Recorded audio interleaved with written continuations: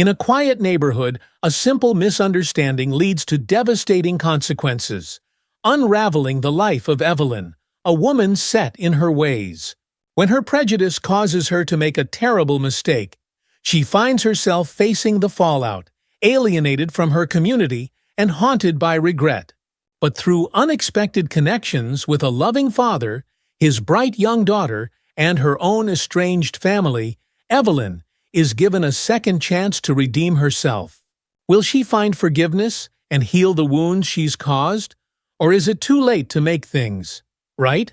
Before we dive into this powerful story of redemption, make sure to comment below where you're watching from and your thoughts as the story unfolds. Don't forget to hit that subscribe button and turn on notifications for more heartfelt stories like this. The morning sun filtered through the lace curtains of Evelyn Harper's kitchen, casting a soft glow across the spotless countertops. Every surface gleamed with a polish that spoke to Evelyn's relentless dedication to cleanliness. She took pride in her home, an old-fashioned two-story with white shutters and a garden that was the envy of the neighborhood. The roses were in full bloom, their scent wafting through the open window as she carefully sipped her tea. Evelyn, now 68, had lived in this house for over 40 years. It had been the home where she raised her daughter, Sarah, alongside her late husband, Harold. Those days felt like another lifetime, a time when her life was filled with family dinners, school plays, and the simple joys of motherhood. But Harold had passed away 5 years ago, leaving a void in her heart that no amount of meticulous housekeeping could fill. Sarah, her only child, had moved away long before that, building a life in a distant state, visiting only on holidays, if at all. Their relationship had strained after Harold's death. Evelyn couldn't pinpoint when the distance between them had grown, but now it felt like they were worlds apart, and each call was shorter than the last. After Harold's passing, the loneliness settled in. Evelyn's days became an endless loop of routine, waking early, tending to the garden, polishing the furniture, and taking her daily walks through the quiet suburban streets of Crescent Oaks, the neighborhood she had called home for decades. There was something comforting in the routine, something that gave her life structure when everything else felt out of control. She finished her tea, wiped down the already clean counter, and grabbed her sun hat and gloves, preparing for her morning walk. As she stepped outside, the warm air greeted her, and the faint hum of lawnmowers and birdsong filled the air. This was her world, a place of quiet order and predictability. Every house in Crescent Oaks had a manicured lawn, trimmed hedges, and freshly painted fences. It was a community that prided itself on appearances, on everything being just right. As Evelyn walked down the street, she took note of the minor changes in the neighborhood. Mrs.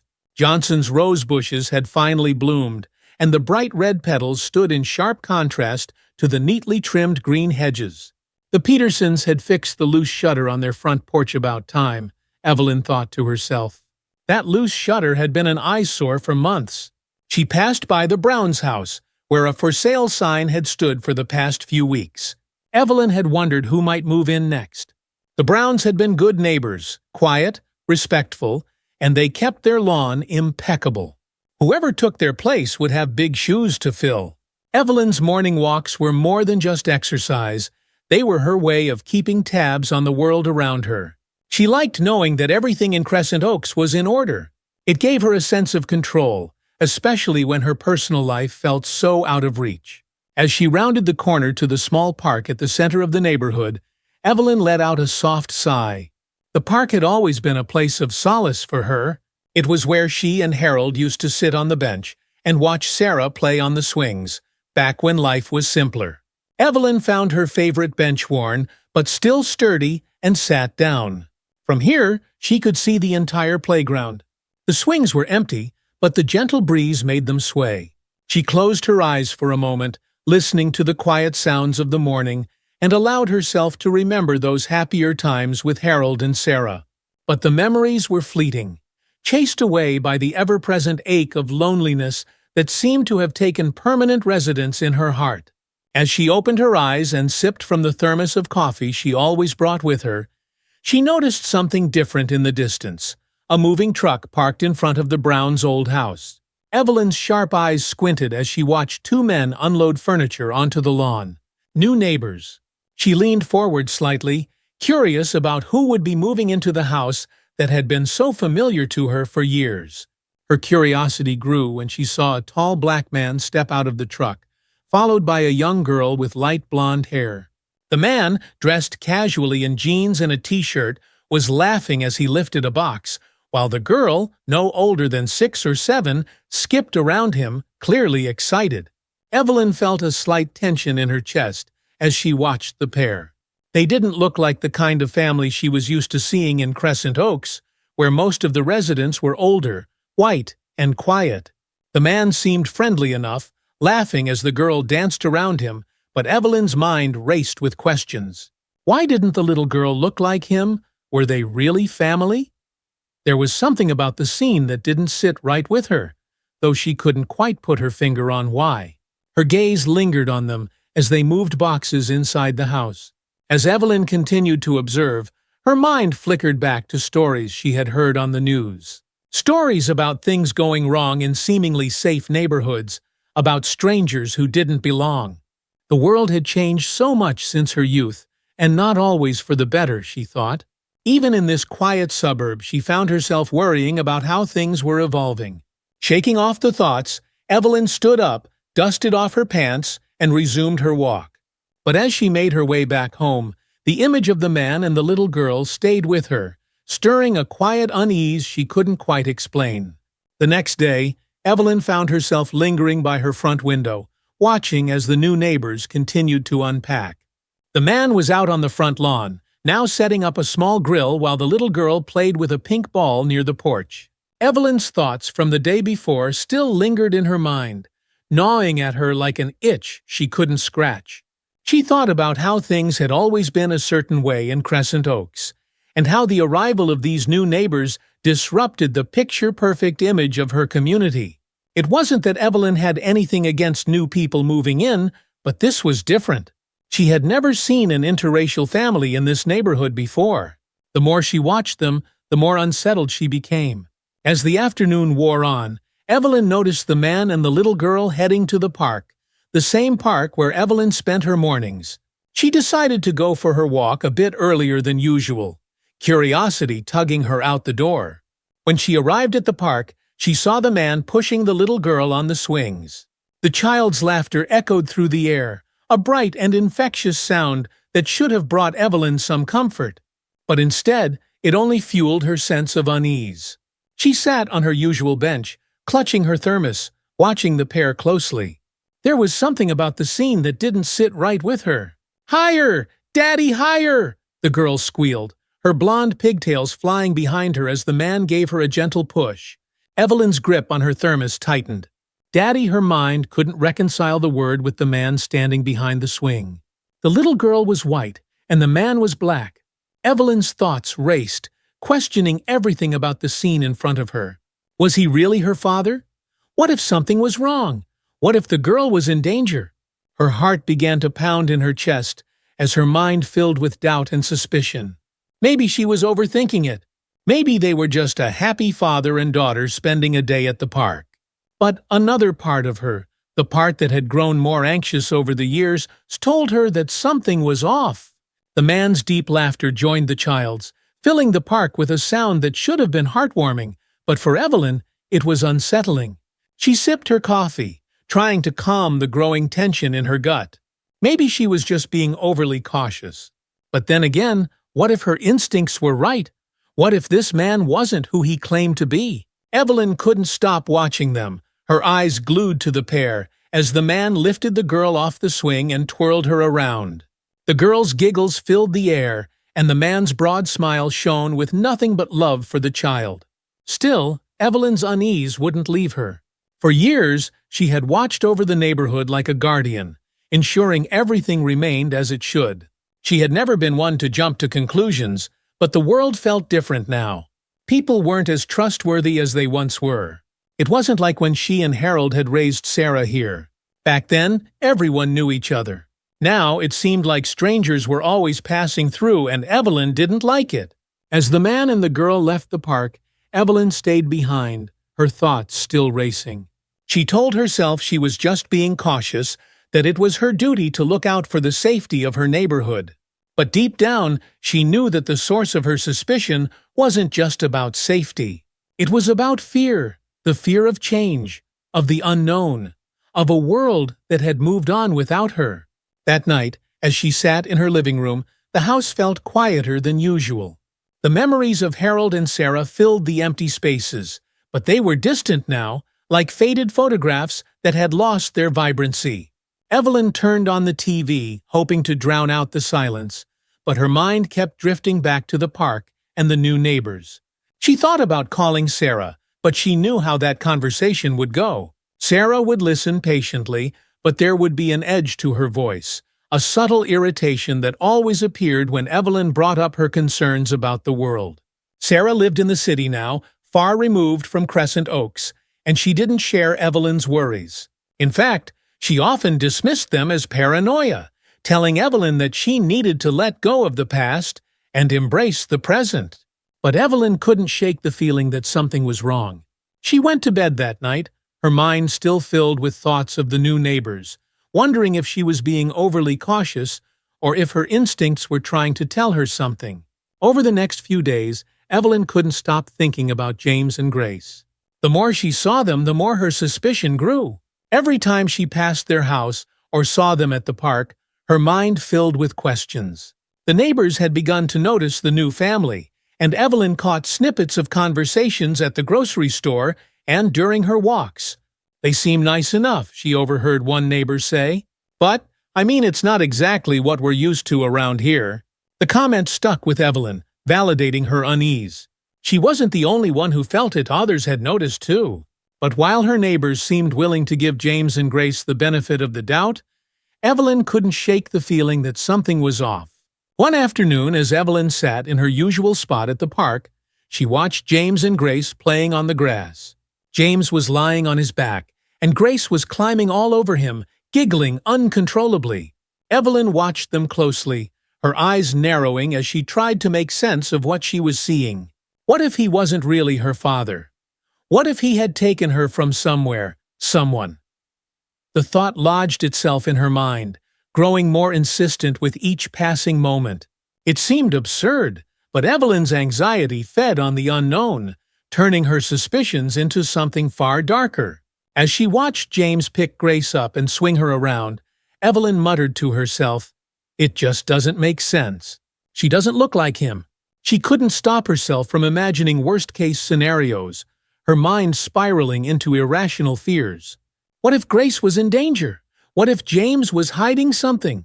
The weight of these thoughts pressed down on Evelyn's chest, and before she knew it, her hand was reaching for her phone. She hesitated, her finger hovering over the screen. Should she call? What if she was wrong? What if there was a perfectly innocent explanation for everything? But then again, what if she was right?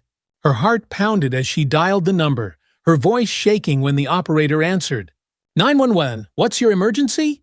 I think I'm witnessing a kidnapping, Evelyn stammered, the words tumbling out before she could stop them. There's a man in the park with a little girl. She doesn't look like she belongs to him. As she gave the operator a description of James and Grace, Evelyn's mind raced with a mix of guilt and fear. Had she done the right thing? Was she overreacting? But now that the call had been made, there was no turning back. The minutes ticked by like hours as Evelyn sat on the bench, her eyes glued to James and Grace, who were still playing, completely unaware of what was about to unfold. The distant sound of sirens filled the air, growing louder with each passing second. Evelyn's breath caught in her throat as she saw the police car turn into the park, its lights flashing. Her stomach churned with a sickening mix of dread and righteousness. She had done what she thought was right, hadn't she? Surely, the police would sort everything out. But as the officers approached James and Grace, Evelyn's doubts began to grow. "Sir, step away from the child," one officer shouted, his voice authoritative and firm. James looked up, confusion etched across his face. "What's going on?" he asked, instinctively pulling Grace closer. The officers moved in quickly, separating James from Grace and pushing him to the ground. Grace's high-pitched scream pierced the air as she watched her father being handcuffed. "Daddy," she cried, her small voice trembling with fear. Evelyn's heart sank as she watched the scene unfold. The police weren't listening to James, who was pleading with them to explain what was happening. Grace, sobbing uncontrollably, tried to run to her father, but an officer held her back. "What are you doing to my daddy?" Grace screamed, her voice rising above the commotion. Evelyn watched in horror as the realization began to dawn on her. Had she made a terrible mistake? The scene playing out in front of her was not the rescue she had imagined. It was a nightmare. The officers, after a moment of hesitation, exchanged glances. They realized something was wrong, but the damage had already been done.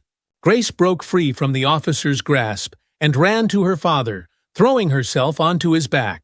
"Daddy, please," she sobbed. The park fell silent as the truth became painfully clear to everyone. James wasn't a kidnapper. He was Grace's father, her loving, doting father. Evelyn felt the blood drain from her face as the weight of her mistake crashed over her. "Oh no," she whispered, her hand flying to her mouth. "What have I done?" The police lights had long since disappeared, but the chaos of the incident still lingered in the air. Evelyn stood frozen on the park bench, watching James pick up Grace in his arms. The little girl clung to him, her sobs slowly subsiding into quiet sniffles as he whispered soothing words into her ear. Evelyn could see the tension in his face, the disbelief and hurt etched deeply into his features. The crowd that had gathered during the commotion was still there, murmuring quietly among themselves. Neighbors, many of whom had known Evelyn for years, threw her confused glances. A few whispered to each other, their eyes darting between her and James. For the first time in decades, Evelyn felt exposed, vulnerable. The park, which had always been her refuge, now felt hostile and foreign. James held Grace tightly, his hand gently stroking her blonde hair as he tried to calm her down. He hadn't even looked in Evelyn's direction since the police left. And why would he?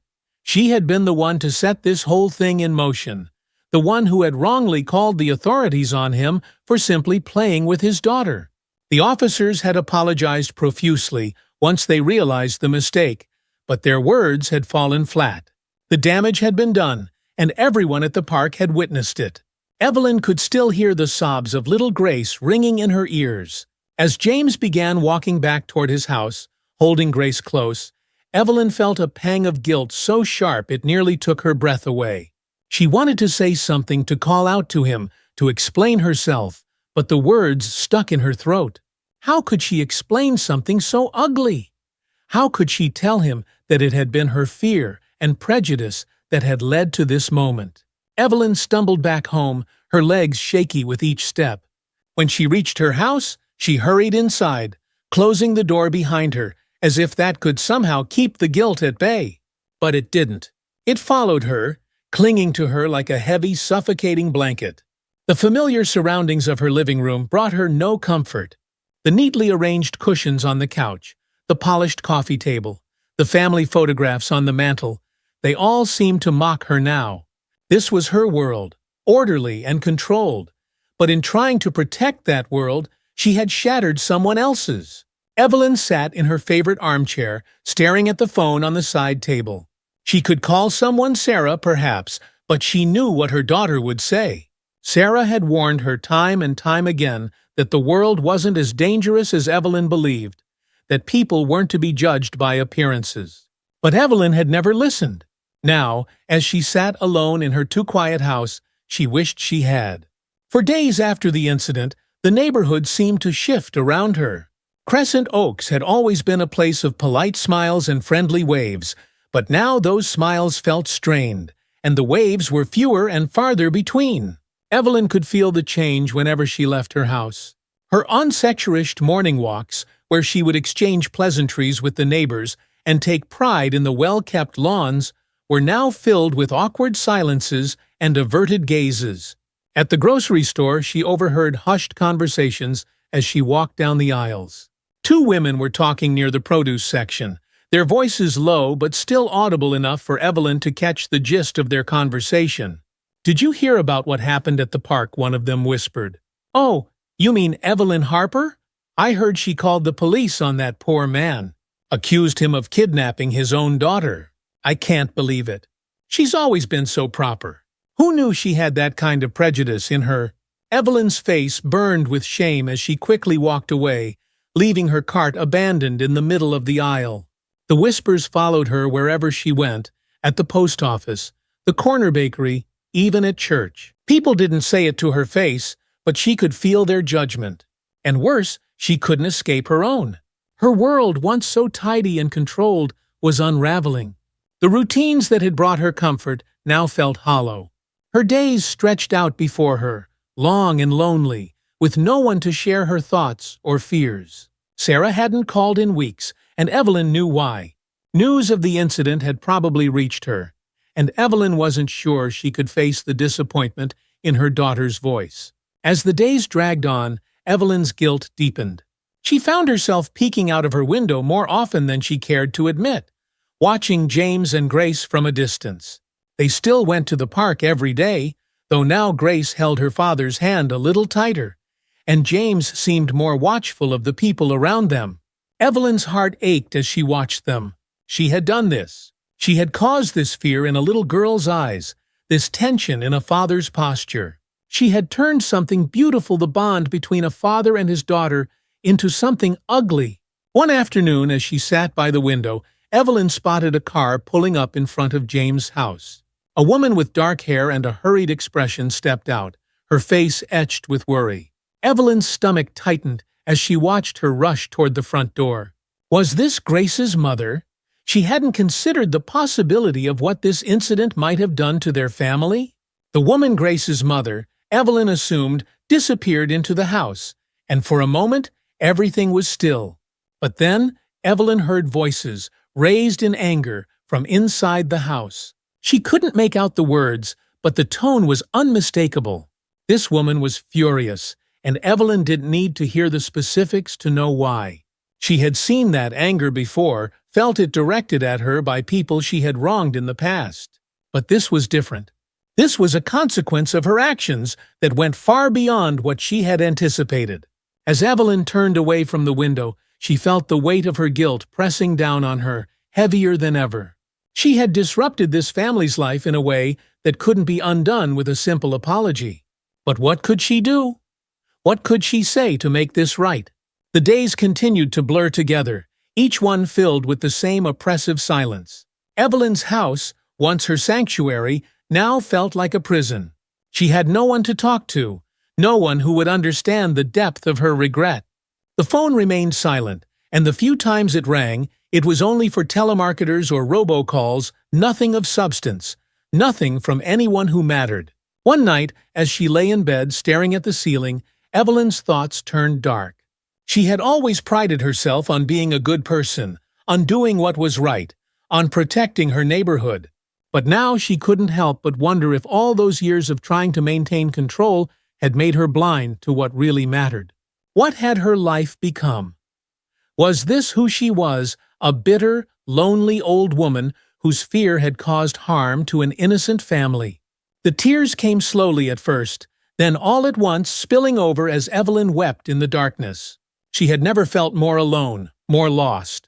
The guilt was suffocating, but so was the fear of what would happen next. Could she ever make amends? Would James ever forgive her? And even if he did, could she forgive herself? The answer, Evelyn realized, was going to come easily. But one thing was clear: if she didn't try, she would never find peace again. Evelyn awoke the next morning with swollen eyes and a heavy heart. The weight of her guilt still lingered, but something had shifted during the night. The tears had softened something in her, some internal wall she had built up over the years. For the first time since the incident at the park, Evelyn felt an inkling of what she needed to do. She couldn't change the past, but she could take responsibility for it. She could apologize. The thought both terrified and relieved her. It wasn't in Evelyn's nature to admit she was wrong, not easily, anyway. She had spent her entire life holding herself to impossibly high standards, always striving to do what she thought was right. Admitting her mistake now would mean acknowledging that she had let her fear and prejudice get the better of her. It would mean confronting the uglier parts of herself, parts she had always tried to deny. But what choice did she have? The image of Grace's tear-streaked face, the sound of her cries for her father, haunted Evelyn. She couldn't live with that on her conscience any longer. It was time to make amends. Evelyn spent the morning pacing around her house, trying to figure out the best way to approach James. She thought about going over to his house, but the idea of facing him and Grace in person, after everything she had done, made her stomach churn with anxiety. What if he slammed the door in her face? What if Grace refused to look at her? After hours of deliberation, Evelyn decided to write a letter.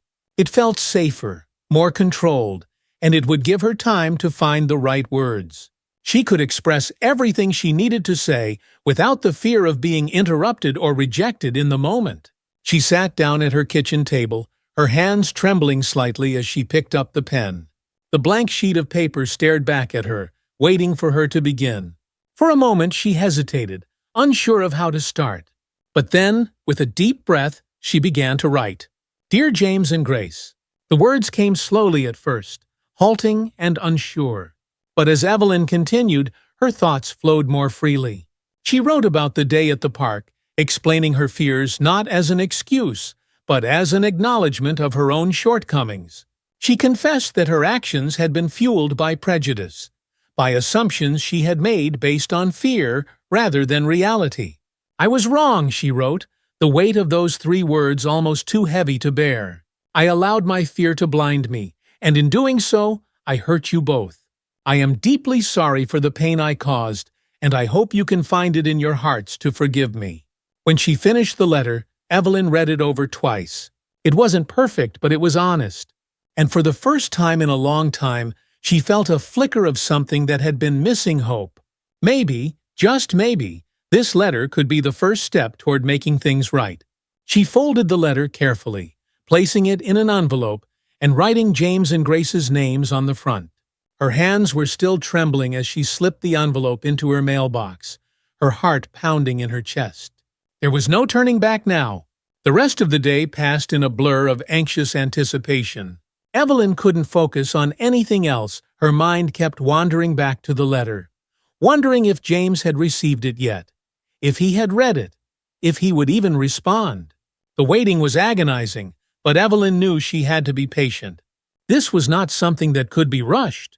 The next morning, as she sat by the window with her cup of coffee, Evelyn saw something that made her breath catch in her throat. James and Grace were walking toward her house. Evelyn's heart raced as she watched them approach, unsure of what to expect. Was this it? Were they coming to confront her, to reject her apology? She wasn't ready, not yet. But there was no time to prepare. The doorbell rang, and Evelyn had no choice but to answer. When she opened the door, she was greeted by the sight of James standing there, Grace holding his hand. In his other hand, he held the letter she had written. For a moment, no one spoke. The silence between them was heavy, filled with all the things that had gone unsaid. Evelyn's mouth felt dry, and her hands fidgeted nervously by her sides. Finally, James broke the silence. "We got your letter," he said, his voice calm but guarded. "Can we come in?" Evelyn nodded, stepping aside to let them in. As they walked into her living room, Grace looked around, her eyes wide with curiosity.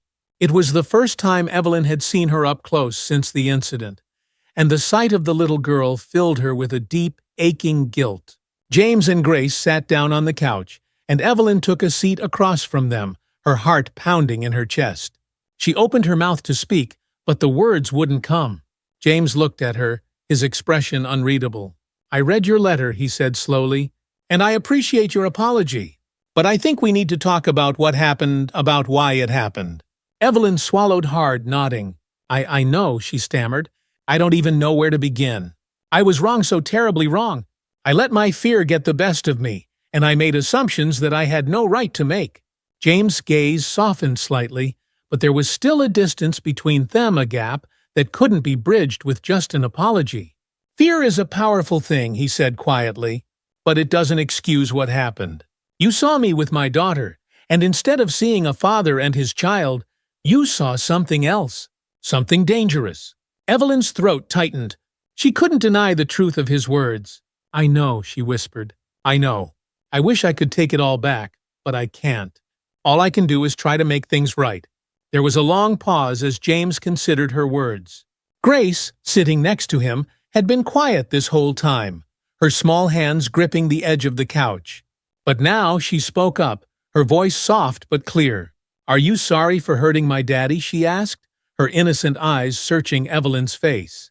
Evelyn's heart broke at the question, and she felt tears welling up in her eyes. "Yes," she whispered, her voice thick with emotion. "I'm so sorry, Grace. I never meant to hurt your daddy or you." Grace stared at her for a moment, then turned to her father. James met his daughter's gaze, and something unspoken passed between them. After a long silence, James turned back to Evelyn. "We're willing to forgive," he said softly. "But forgiveness doesn't erase the harm that was done. It's going to take time." Evelyn nodded, her tears spilling over as she whispered, "Thank you. Thank you for giving me that chance." For the first time since the incident, Evelyn felt a flicker of hope. It wasn't full forgiveness yet, but it was a start. And for now, that was enough. Evelyn hadn't expected the visit to go as well as it had.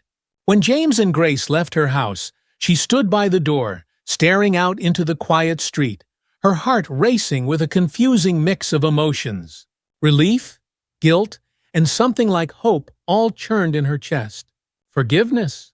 They had offered her forgiveness, but with the clear understanding that things wouldn't simply return to normal overnight. Evelyn knew the path ahead would be long and difficult, but just hearing James say the words had lifted a weight from her that she hadn't realized she was carrying. For the next few days, Evelyn stayed mostly inside, unsure of how to re-enter a world that suddenly felt so different. The neighborhood still buzzed with whispers about the park incident, but Evelyn couldn't let herself be distracted by the opinions of others. She was more focused on what she could do to make amends to the people she had hurt, the only ones who truly mattered in this equation.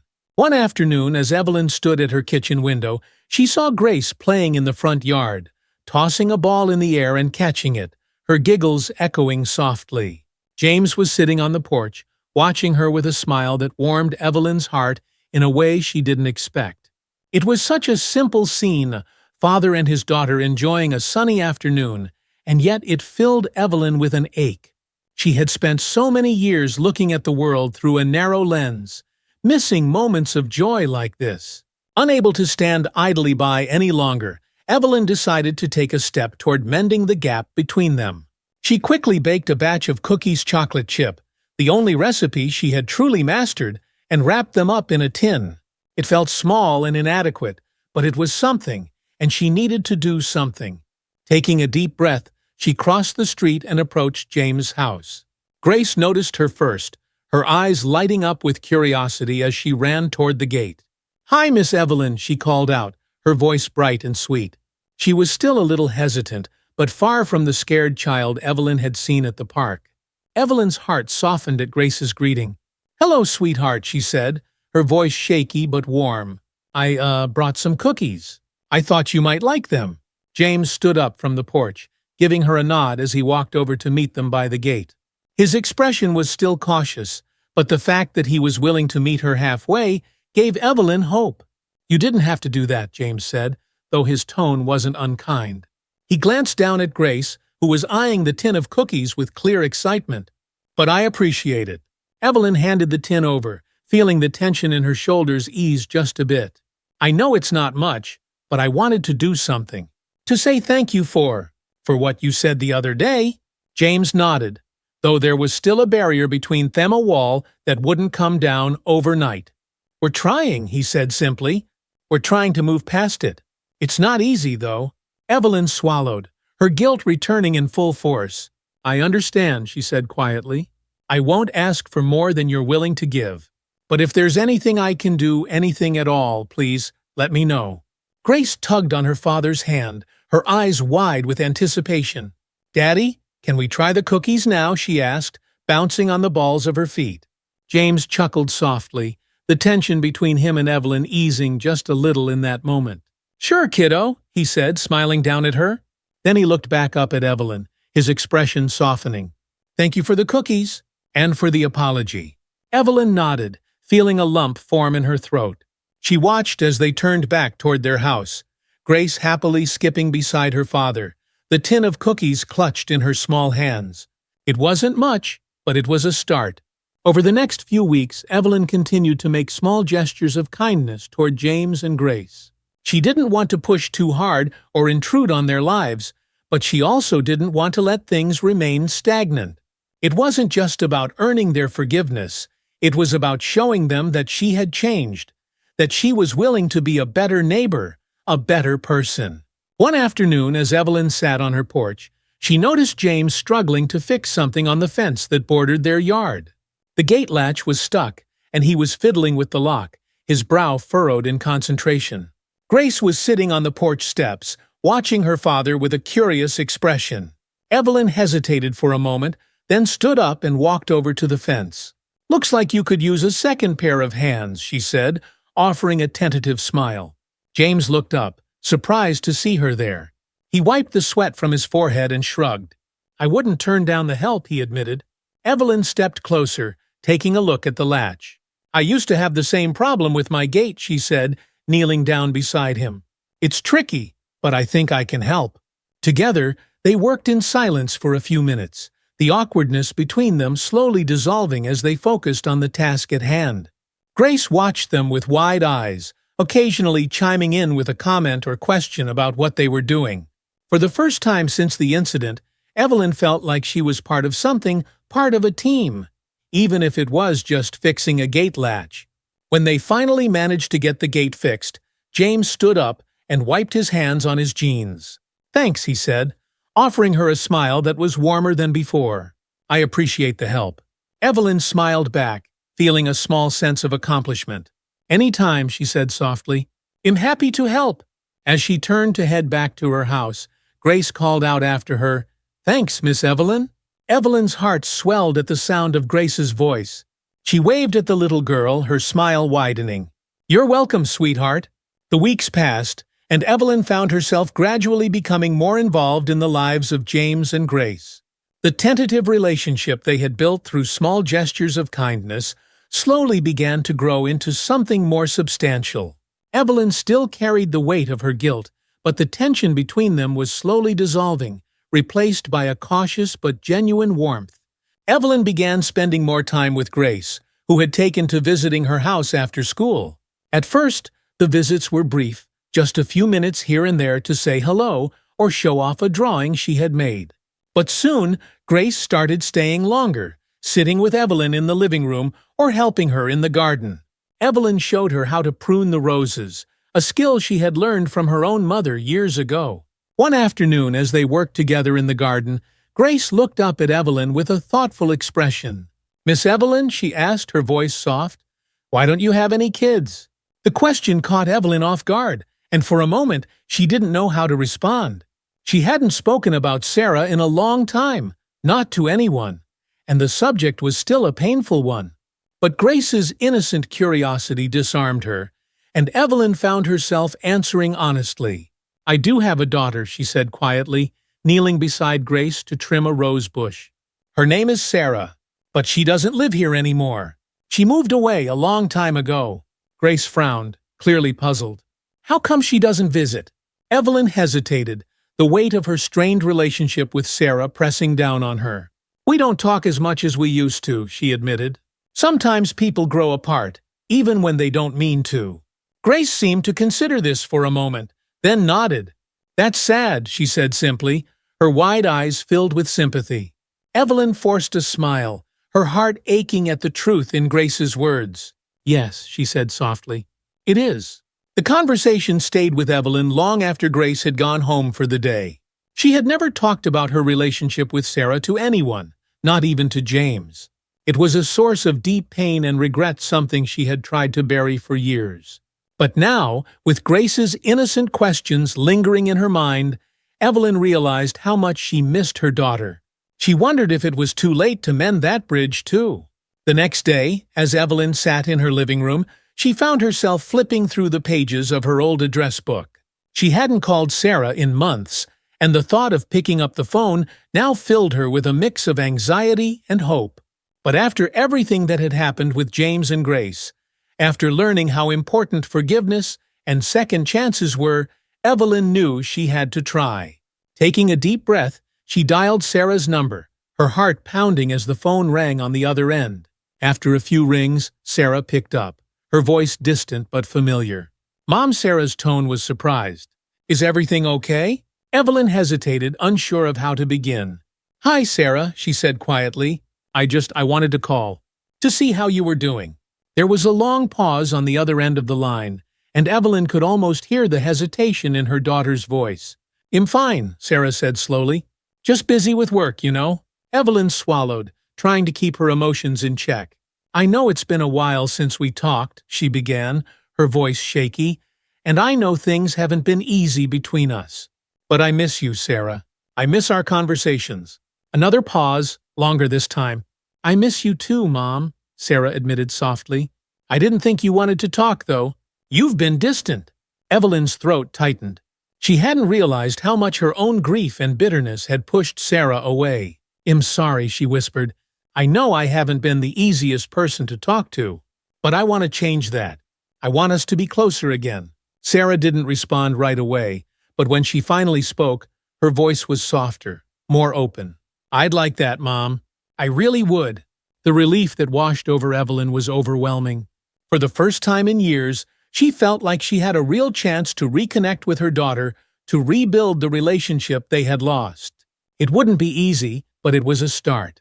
As the days passed, Evelyn found herself growing closer, not only to James and Grace, but also to the rest of the neighborhood.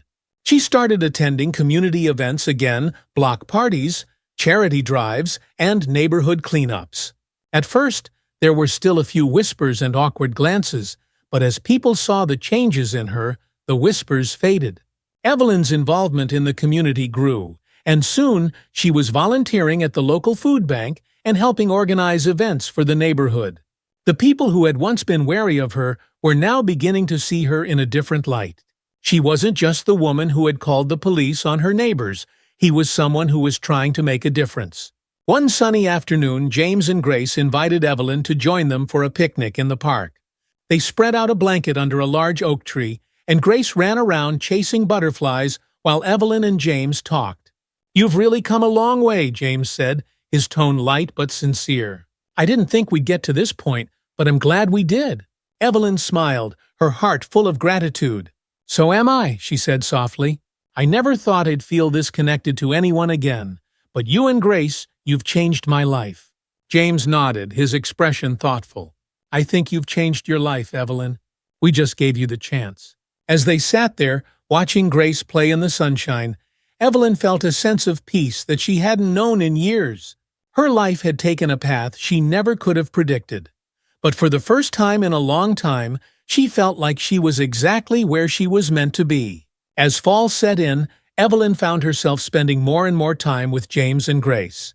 The cooler air brought out the crisp smells of autumn, and with it came a sense of renewal, as if the changing season mirrored the changes in her own life.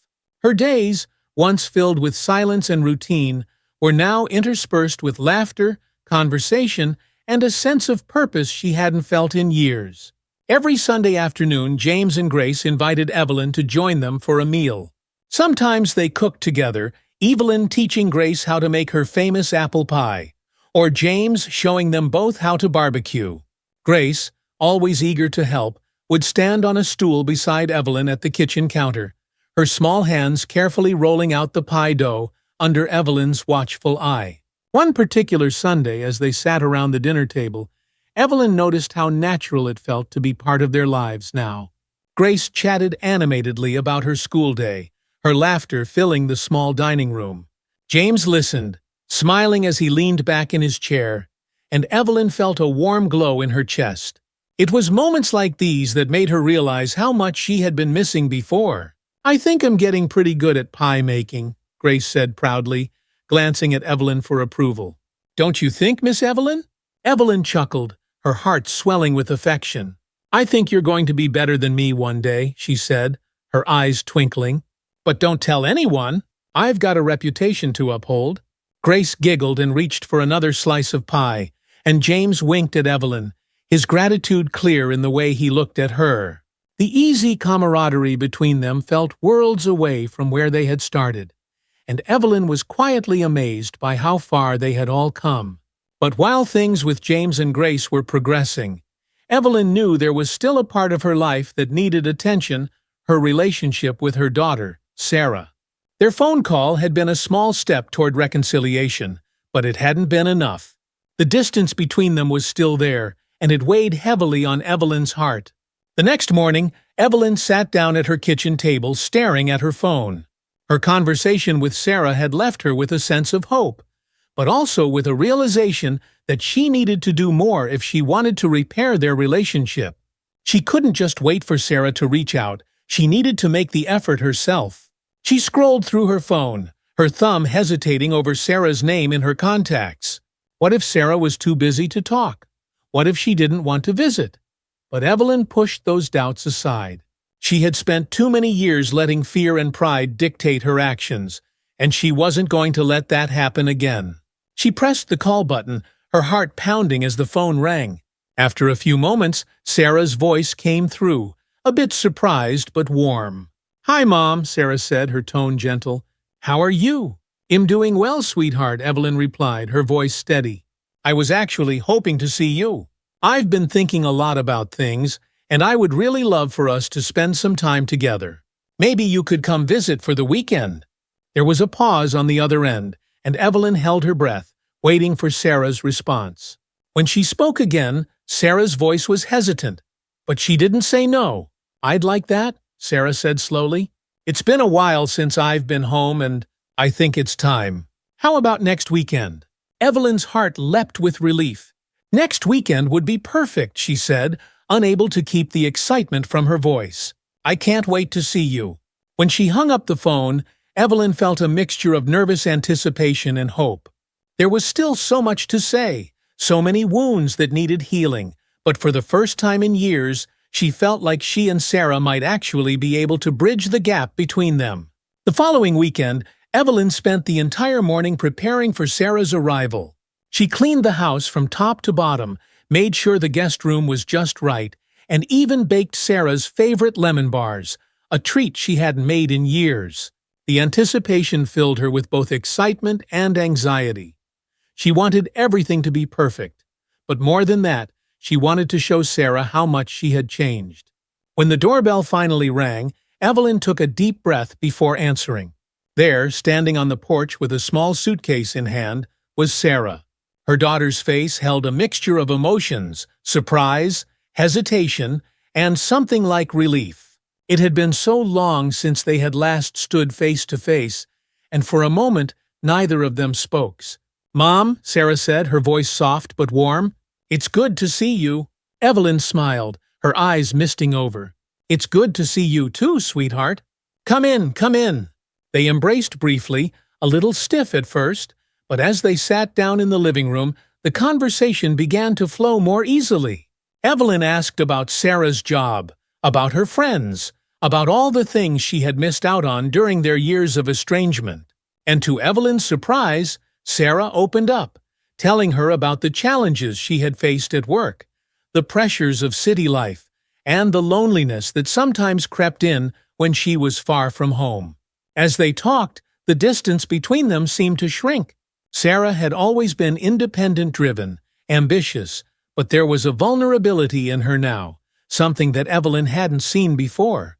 It reminded her of the little girl who used to come to her for comfort, who would curl up beside her with a book and ask for stories before bed.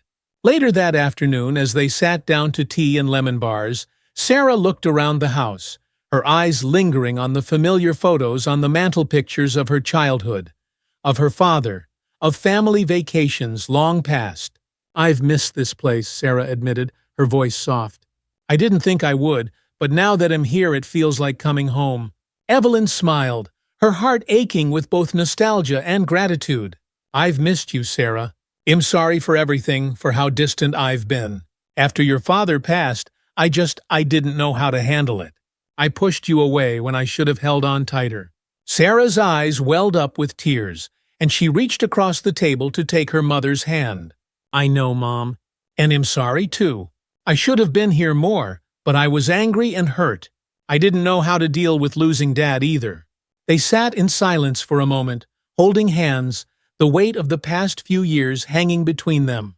But the air between them had shifted, the hurt and anger replaced by something softer, something more hopeful. "We can start over," Sarah said quietly. "We can try to rebuild." Evelyn nodded, her voice thick with emotion. "I'd like that, Sarah. I'd like that very much." For the rest of the weekend, the tension between them continued to ease. They spent time in the garden, reminiscing about the old days, and Evelyn showed Sarah some of the new things she had planted, flowers and vegetables she had started growing with Grace's help. Evelyn even told Sarah about James and Grace, about the park incident and how it had changed her.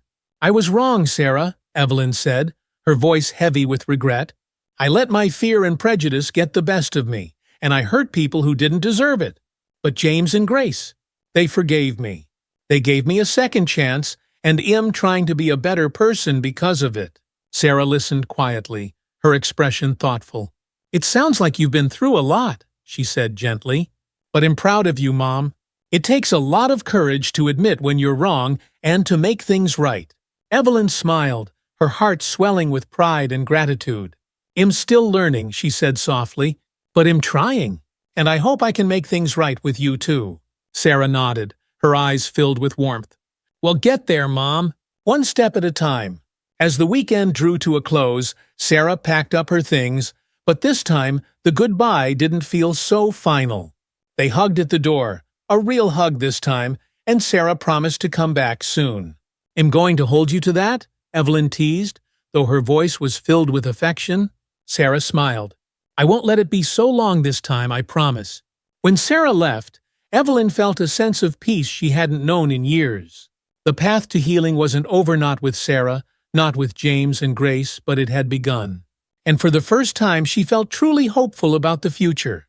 The annual Crescent Oaks neighborhood block party was approaching, and this year Evelyn found herself feeling excited rather than apprehensive.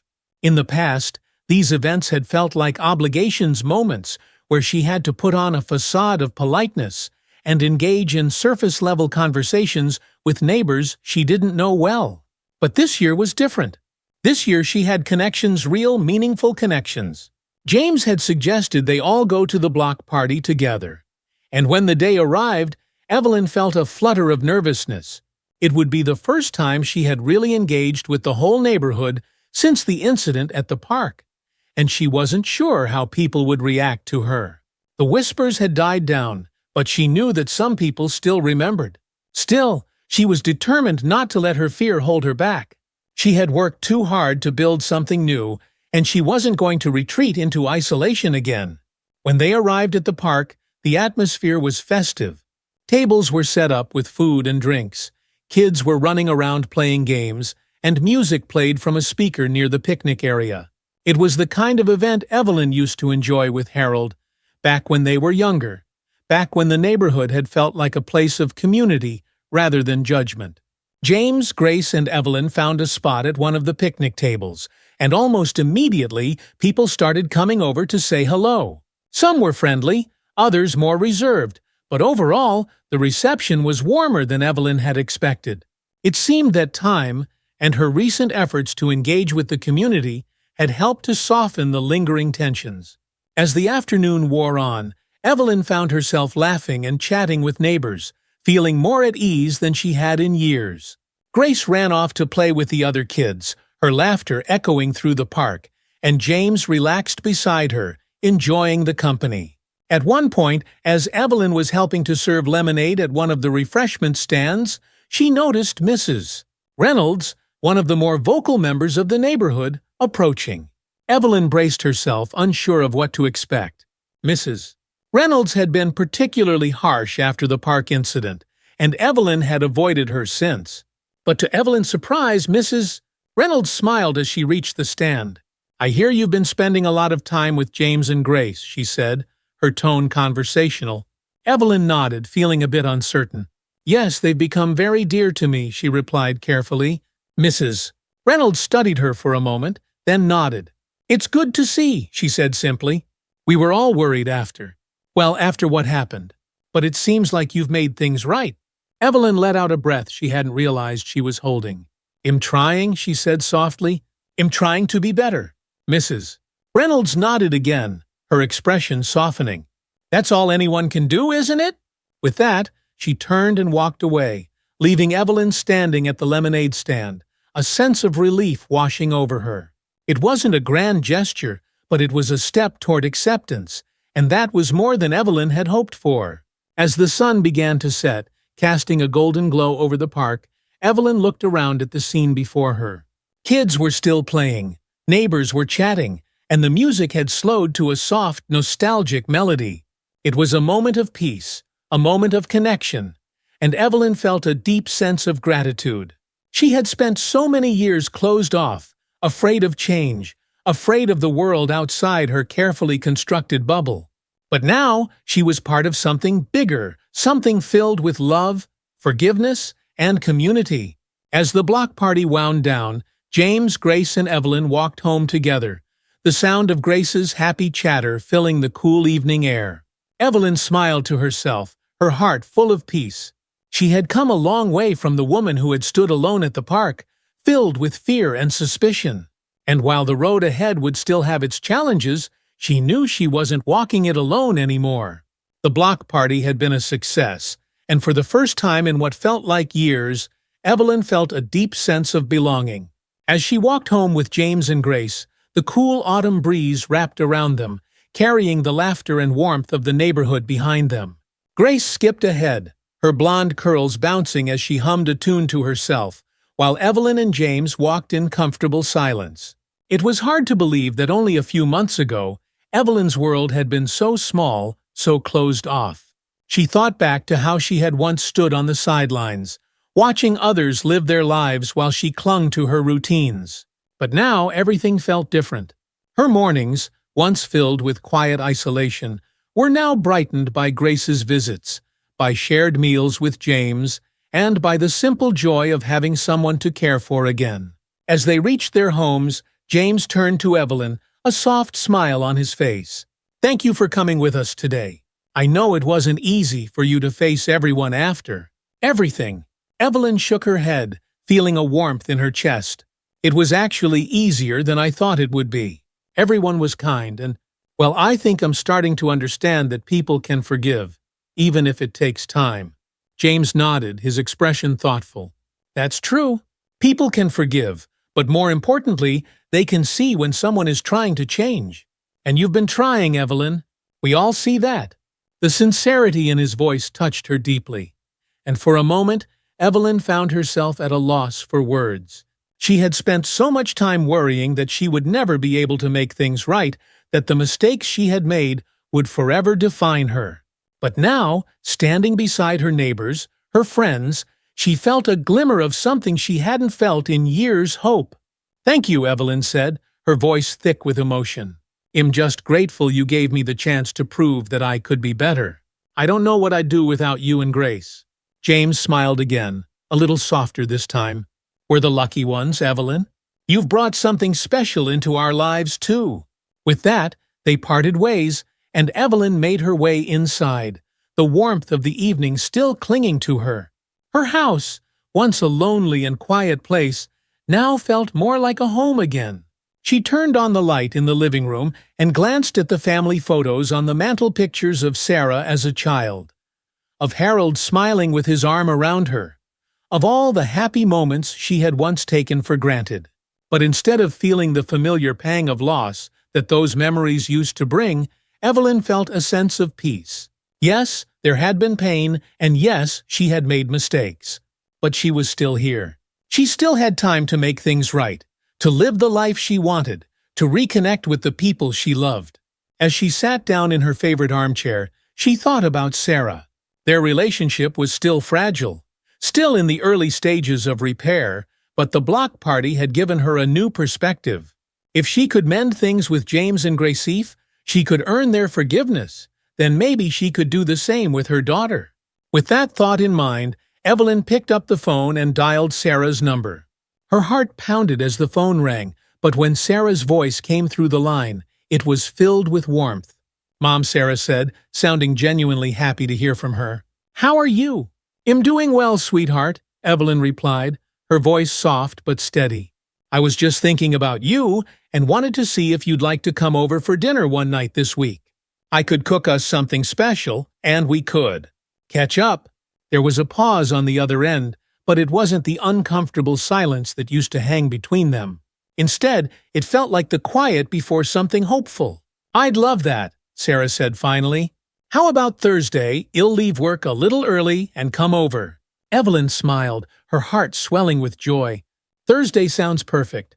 It'll make your favorite." They chatted for a few more minutes, talking about nothing in particular, but the conversation felt light and easy. When they hung up, Evelyn felt a sense of relief.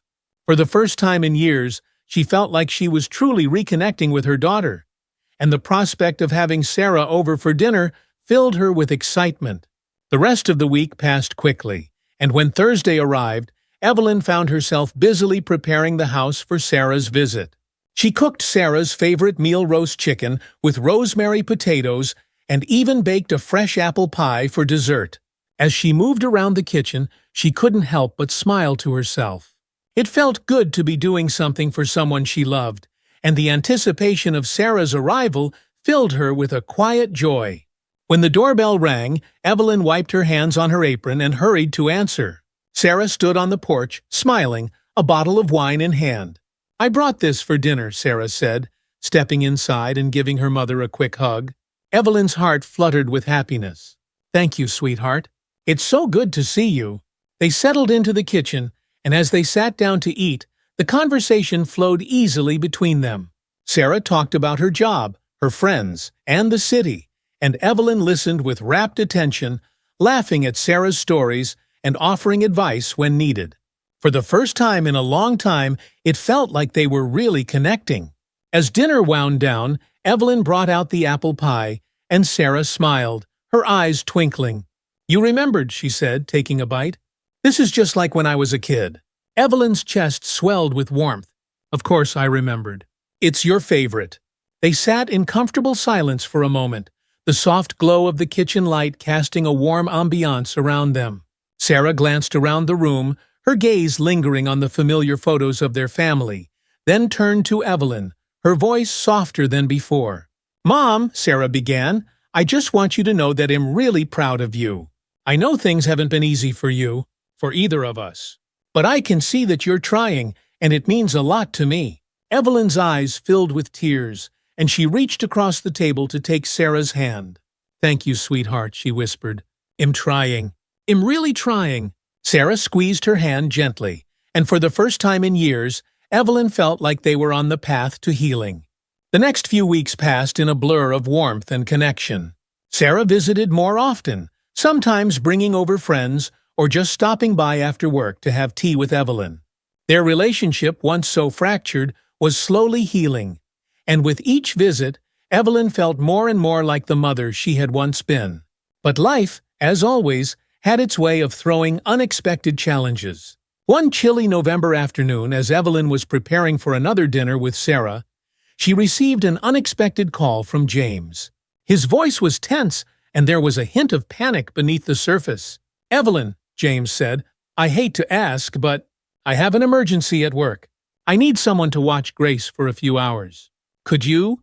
"Of course," Evelyn said without hesitation, though the request filled her with a mix of nerves and excitement. She had never watched Grace on her own before, but the fact that James trusted her with his daughter meant the world to her. Grace arrived a short time later, bundled up in a warm jacket and carrying her favorite stuffed animal. "Hi, Miss Evelyn," she said, her bright smile lighting up the room as she stepped inside. Evelyn knelt down to give Grace a hug. "Hi, sweetheart, we're going to have so much fun." As the hours passed, they played games, read books, and baked cookies. Grace's laughter filled the house, and Evelyn found herself enjoying every moment of their time together. It felt natural, easy, and for the first time, she realized just how much she loved being around the little girl. But as evening approached, something unexpected happened. Grace, while playing with her toys in the living room, began to complain of a headache. At first, Evelyn thought nothing of it, kids got tired after all. But when Grace suddenly grew pale and lethargic, Evelyn's heart raced with panic. "Grace," she said, kneeling down beside the girl, "Are you okay?" Grace whimpered, clutching her head. "It hurts, Miss Evelyn." Evelyn's mind went into overdrive. She wasn't sure what to do, but she knew she needed help. She grabbed her phone and called James, her hands shaking as she dialed. "James, something's wrong with Grace," Evelyn said, her voice trembling. "She says her head hurts, and she's not looking well." James was calm but urgent. "Take her to the emergency room, Evelyn. He'll meet you there." Without a second thought, Evelyn bundled Grace into her car and drove to the hospital, her heart pounding the entire way. She kept glancing at the little girl in the back seat, praying that everything would be okay. At the hospital, doctors quickly took Grace in for evaluation, and Evelyn paced the waiting room, her mind racing with fear and guilt. She had been responsible for Grace, and now something was terribly wrong. The thought of losing Grace, of something happening to her while she was in Evelyn's care, was unbearable. When James arrived, his face was pale with worry, but he managed to give Evelyn a reassuring nod. "Thank you for getting her here," he said softly. "We'll get through this." Hours passed, and the waiting room felt like a prison. Every minute felt like an eternity as they waited for news. Finally, a doctor came out, his expression serious but calm. "She's going to be okay," the doctor said. "It looks like Grace had a severe migraine. It's not uncommon in children, but it can be very painful. We've given her medication, and she's resting now. You can see her in a few minutes." The relief that flooded through Evelyn was overwhelming, and she felt tears streaming down her cheeks as she let out a shaky breath. "Thank God," she whispered. James placed a hand on her shoulder. "You did everything right, Evelyn. Thank you." The following morning, after Grace had been discharged and taken home, James invited Evelyn over for breakfast. Grace, still a little groggy but in good spirits, hugged Evelyn tightly when she saw her. "Thank you for taking care of me, Miss Evelyn," Grace said softly. "You made me feel safe." Evelyn's heart swelled with love and gratitude. "He'll always be here for you, sweetheart," she said, her voice thick with emotion. As they sat down to eat, Evelyn realized just how much her life had changed in the past few months. She had gone from being a lonely, isolated woman to someone who was part of a family that loved and trusted her. The fear and prejudice that had once clouded her heart were gone, replaced by love, connection, and a deep sense of belonging. And as she looked around the table at James and Grace, she knew that she had finally found her place in the world. The journey hadn't been easy, but it had been worth every step. Winter arrived in Crescent Oaks, and with it came a sense of renewal. Snow covered the rooftops and the front lawns, and the holiday season brought with it a warmth that Evelyn hadn't felt in years. One snowy afternoon, Evelyn sat by the window, knitting a scarf for Grace, who had recently discovered a love for sledding. She glanced outside, where James and Grace were building a snowman in the front yard. The laughter that drifted through the air filled Evelyn with a quiet joy. This was her life now, one filled with love, laughter, and family. As she worked on the scarf, there was a knock at the door. Evelyn opened it to find Sarah standing there, her cheeks pink from the cold and a smile on her face. "Hi, Mom," Sarah said, stepping inside. "I thought I'd come by to help with the Christmas tree." Evelyn smiled, her heart swelling with gratitude. "That sounds wonderful." As they decorated the tree together, placing ornaments that had been passed down through the generations, Evelyn realized how much her life had changed. She had spent so many years closed off, afraid of the world, afraid of change.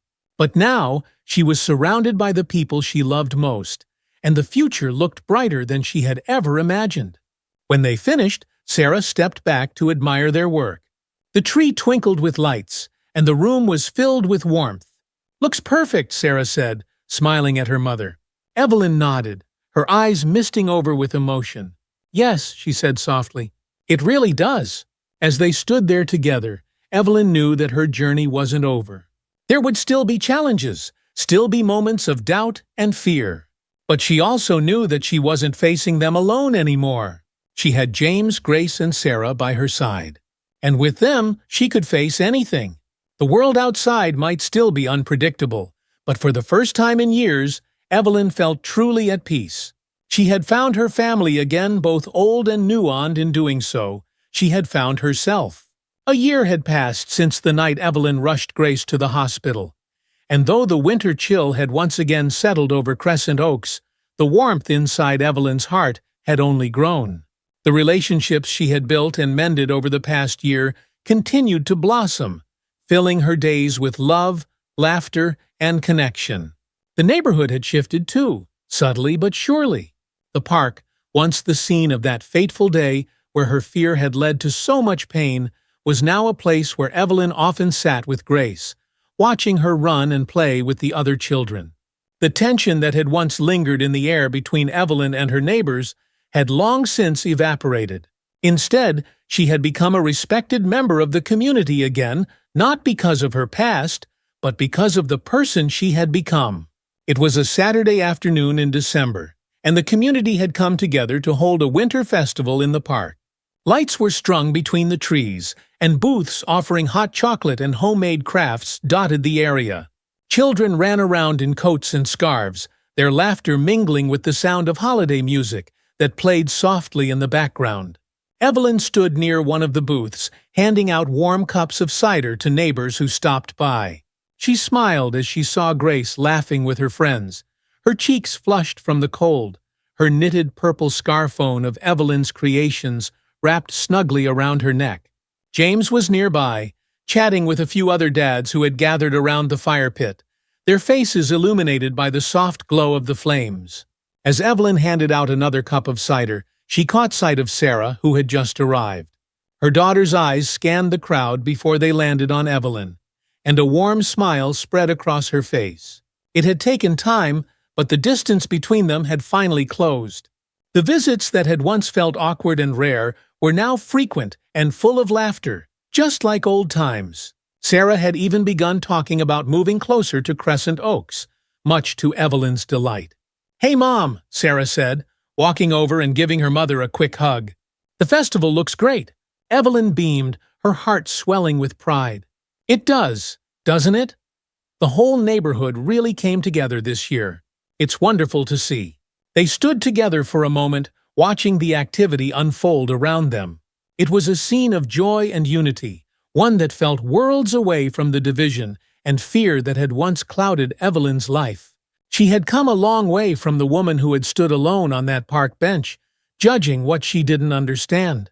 Now she was part of something bigger, something beautiful. As they chatted, Evelyn noticed Mrs. Reynolds, the same woman who had been so critical of her after the park incident, walking toward them with a plate of cookies in hand. "Evelyn, Mrs. Reynolds called out, her voice cheerful. "I made some of my famous gingerbread cookies. I thought you might like to try one." Evelyn smiled, accepting the plate with genuine gratitude. "Thank you, Mrs. Reynolds. They look delicious." Mrs. Reynolds nodded, her expression warm. "You've done a wonderful job helping organize this event, Evelyn. It's truly brought the community together. You should be proud." Evelyn's chest swelled with emotion. There was a time when she had feared she would never regain the respect of her neighbors, but now, here she was fully accepted and embraced. It was more than she could have ever hoped for. "I'm just happy to be part of it," Evelyn said softly. "It's been a good year, a really good year." As Mrs. Reynolds wandered off to join another group of neighbors, Sarah turned to Evelyn, her expression thoughtful. "You really have changed, Mom," she said, her voice filled with admiration. "I'm proud of you." Evelyn's eyes misted over at the words. She had longed to hear those words from her daughter for so long, and now that she had, it felt like a weight had lifted from her heart. "Thank you, Sarah," she whispered. "That means more to me than you know." They stood together for a few more moments, watching as Grace ran over to them, her face flushed with excitement. "Miss Evelyn?" "Miss Evelyn," Grace cried, her breath coming in little puffs of steam as she bounced on the balls of her feet. "Come see the snowman we built. It's as tall as me." Evelyn laughed, her heart swelling with affection for the little girl who had become such a big part of her life. "Well, I can't miss that, can I?" Taking Grace's hand, Evelyn let the child lead her across the snowy park to where the snowman stood, lopsided but undeniably impressive. James followed close behind, a proud grin on his face as he watched his daughter show off her handiwork. "You did a wonderful job," Evelyn said, her voice filled with genuine admiration. "I think that's the best snowman I've ever seen." Grace beamed, her eyes shining with pride. "We named him Frosty." Evelyn chuckled, the sound light and full of joy. She had never imagined that her life could feel this full again, that she could feel this much love and connection after so many years of loneliness. But here she was, surrounded by people who cared about her, people who had become her family. As they admired the snowman, James stepped up beside Evelyn, his voice soft but filled with warmth. "Thank you for being part of our lives, Evelyn. We're lucky to have you." Evelyn turned to him, her eyes filled with emotion. "No, James," she said softly. "I'm the lucky one. You and Grace. You've given me a second chance at life. You'll never be able to thank you enough for that." James smiled, a deep understanding passing between them. "We've all grown together. That's what family does." Evelyn nodded, her heart full. She had spent so many years keeping the world at arm's length, afraid to let people in, afraid to change. But now, standing here in the middle of the snowy park, surrounded by the people she loved, she realized that change had been the best thing that had ever happened to her. As the evening wore on, the festival continued, with neighbors gathering around the fire pit, sharing stories and enjoying each other's company. Evelyn sat on a bench beside Sarah, watching as Grace and the other children played in the snow. The firelight flickered in the distance, casting a warm glow over the entire scene. It was a picture of peace, of community, of love, and Evelyn had never felt more at home. Later that night, as Evelyn returned to her house, she stood by the window watching the snow fall gently outside. The lights from the festival still twinkled in the distance, and the sound of laughter and joy seemed to echo through the quiet streets of Crescent Oaks. She had come a long way since that fateful day in the park the moment when her fear and prejudice had nearly destroyed everything. But through love, forgiveness, and a willingness to change, she had found her way back. Not only to her community but to herself. She had reconnected with her daughter, built a bond with James and Grace that felt like family, and had found a new purpose in life. And through it all, she had learned one simple but powerful truth. It was never too late to change, to grow, to love. Evelyn smiled to herself, her heart full of peace. She had been given a second chance, and this time she wasn't going to waste it. If this story of redemption, love, and second chances touched your heart, be sure to like the video and subscribe to our channel for more stories that inspire, uplift, and remind us of the power of change. Don't forget to hit the notification bell so you never miss a new video.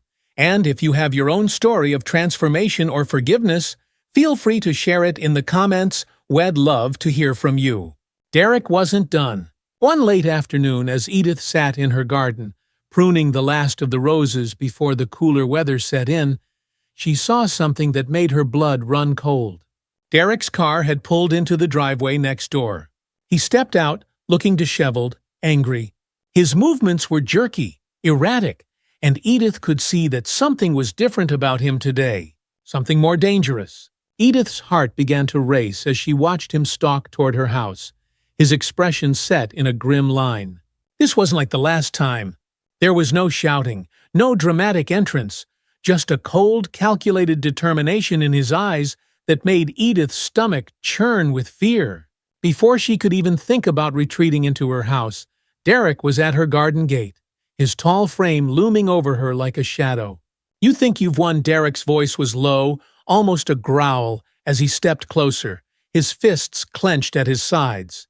"You think you can take them away from me, and I'm just going to let it go?" Edith's breath caught in her throat, but she refused to back down. She had come too far to let him intimidate her now. She straightened her spine, meeting his gaze with steady resolve. "They're not yours to control anymore, Derek," she said, her voice firm but calm. "Rachel and the girls are free from you. You can't hurt them anymore." Derek's eyes narrowed, and for a brief moment Edith thought he might lash out. But instead, he took a step closer, his voice dropping to a dangerous whisper. "You don't know what you've done, Edith. You've crossed a line." Edith's heart pounded in her chest, but she kept her voice steady. "The only line that's been crossed is yours, Derek. You hurt those girls. You hurt Rachel. And now you're trying to hurt me. But it's over? The police know what you've done. They're watching you. We're all watching you. Derek's jaw clenched, his eyes flashing with anger. You think I care about the police? You think I care about your little neighborhood watch? None of that's going to stop me. Edith's fear deepened, but she knew she couldn't let him see it. She had to stand her ground. You're wrong, Derek. You're not invincible. You can't bully people into submission forever. Just as Derek's hand twitched toward her, there was a shout from across the street. Hey, leave her alone! Edith turned to see Bill, her neighbor from across the street, standing on his front porch, a phone in his hand, his face filled with anger. Behind him, other neighbors had begun to step out of their houses, their eyes fixed on Derek. You heard her, Bill shouted again, holding up his phone. The police are on their way, Derek. You've lost. Derek's eyes darted around, realizing for the first time that the entire street was watching him. His bravado faltered, his shoulders tensing as he took in the growing crowd of neighbors, all standing together in a show of solidarity. For a moment, it seemed like Derek might lash out, might do something reckless. But then slowly, the fight drained out of him. His fists unclenched, his shoulders slumped, and with one last look at Edith filled with hatred and resentment, he turned and stormed back to his car. The street was silent as Derek sped away, his tires screeching against the pavement. Edith's breath came in shallow gasps, her heart still racing from the confrontation. She stood there for a moment, frozen, until Bill crossed the street and stood beside her. You okay, Edith? He asked, his voice filled with concern. Edith nodded, though her legs still felt shaky. I'm okay, she whispered, her voice thick with emotion. Thanks to all of you. Bill smiled warmly, giving her a reassuring nod. We're not going to let him hurt you, Edith. Not now, not ever. Edith's eyes filled with tears, but they weren't tears of fear, they were tears of gratitude. She had been afraid for so long, but now, standing here with her neighbors by her side, she felt a renewed sense of strength. She wasn't alone. In the days following the final confrontation with Derek, the neighborhood watch remained vigilant, but the sense of fear that had once gripped Cedar Street began to dissipate. Derek hadn't returned, and Edith had received word from the police that he was being closely monitored. They had issued a restraining order, preventing Derek from coming within a certain distance of Edith's home or the shelter where Rachel and the girls were staying. It wasn't a perfect solution, but it was enough to give Edith peace of mind for now. Rachel called regularly, checking in to see how Edith was doing and updating her on their progress. The shelter had helped her find legal representation, and she was working towards securing full custody of the girls and filing for divorce from Derek. It was a long, difficult road, but Rachel was determined to keep moving forward. The girls are adjusting, Rachel said during one phone call, her voice sounding stronger, more confident. They're starting to sleep better, and we're getting used to our new routine. It's still hard sometimes, but I feel like we're finally free. Edith smiled, her heart swelling with pride for Rachel. She had come so far, and though there were still challenges ahead, Edith knew that Rachel had the strength to face them. I'm so proud of you, Edith said softly. You're doing such a good job, Rachel. You and the girls are going to be just fine. Rachel hesitated for a moment, then her voice softened. We couldn't have done it without you, Edith. You saved us. I'll never be able to thank you enough for everything you've done. Tears welled in Edith's eyes, and she wiped them away with a smile. You're family now, Rachel, and family takes care of each other. As Edith hung up the phone, a sense of calm settled over her. She had faced her fears, stood up to Derek, and helped Rachel and the girls escape a dangerous situation. It hadn't been easy, but it had been worth it.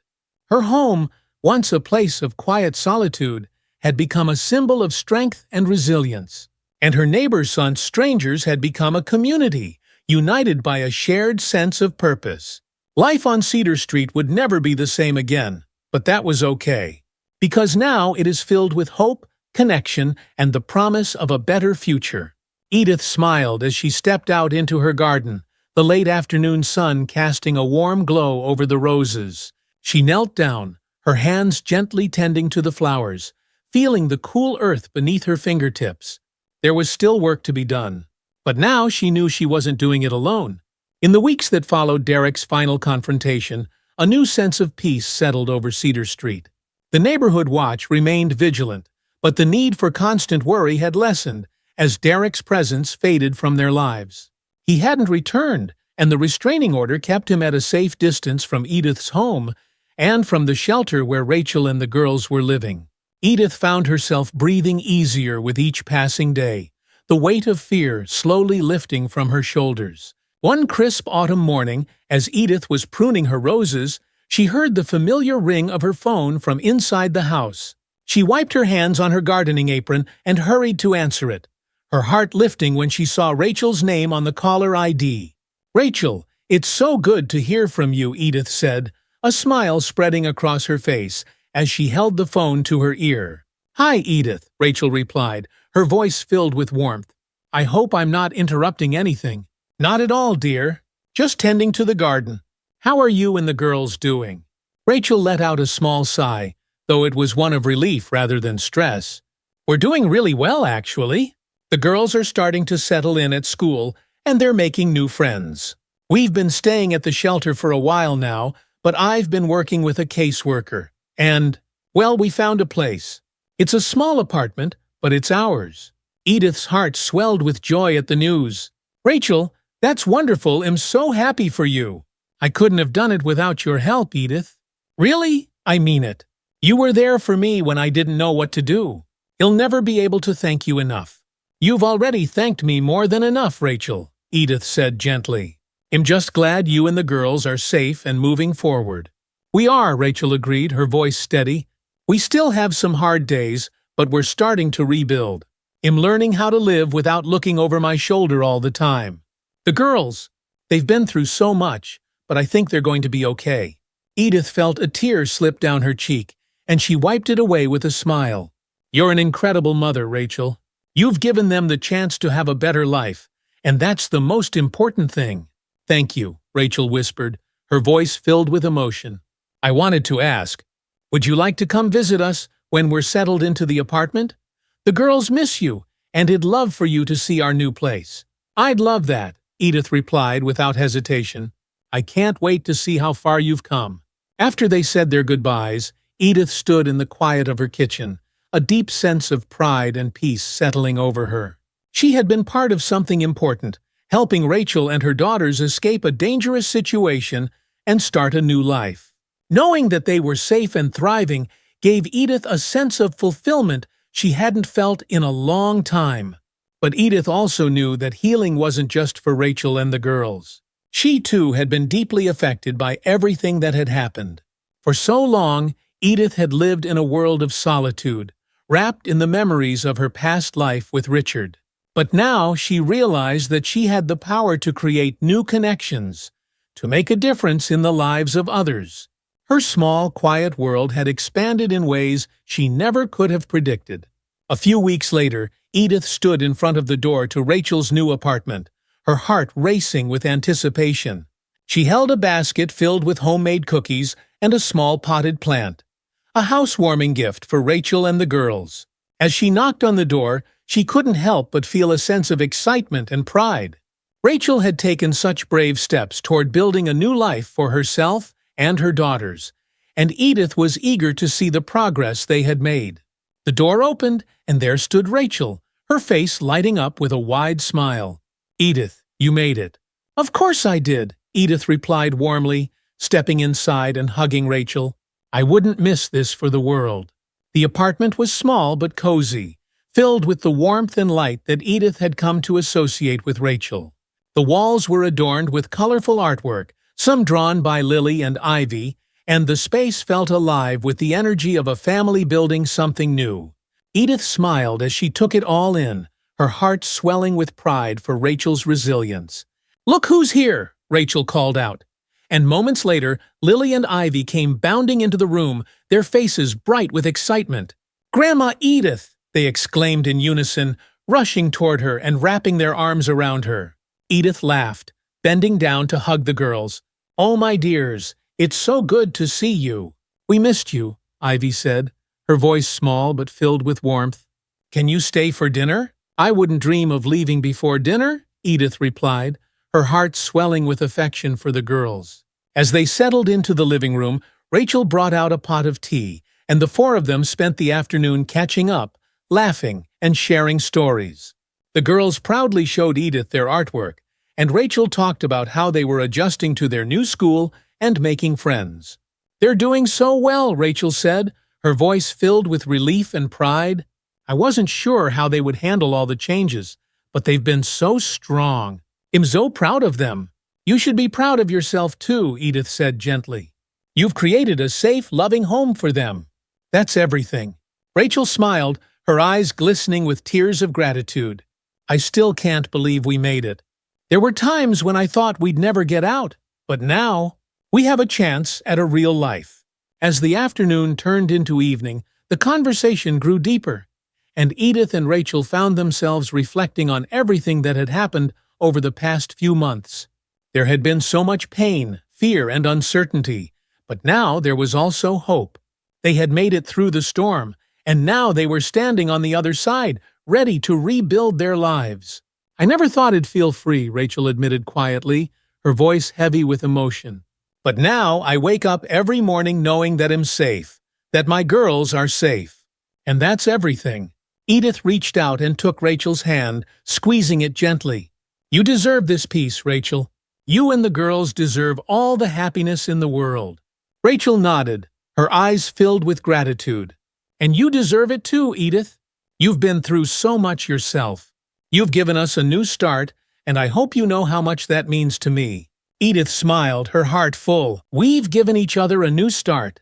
Later that evening, after dinner, and one last round of hugs from Lily and Ivy, Edith said her goodbyes and made her way back to her own home. As she walked down the quiet street, she felt a deep sense of contentment.